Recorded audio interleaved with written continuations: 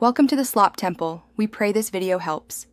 You begin by identifying the column that needs sentence case and inserting a helper column to preserve originals. This protects data, so make changes safely. Once done, choose a method. Simple formula for dynamic results, flash fill for quick fixed conversion, or Power Query for large datasets and repeatable steps. You want the method that matches file size and workflow. Start with the formula approach now. It's reliable and reversible, and I'll show why it's recommended for most tasks. To convert with a formula, use equals upper, left, A2 1 and lower mid, A2 2 len A2. In the helper column, copy down to apply dynamically, and you'll understand why it preserves punctuation and mixed case acronyms.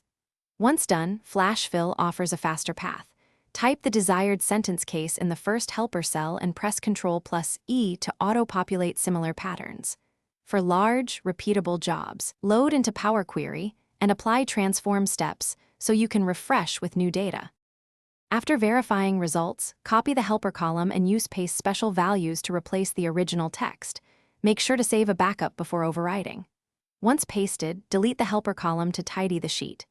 If something looks off, check for leading/trailing spaces, non-letter characters, or strings in all caps. These can break sentence detection. If you see errors, trim spaces, fix punctuation, and reapply the formula or flash fill. That usually resolves formatting hiccups.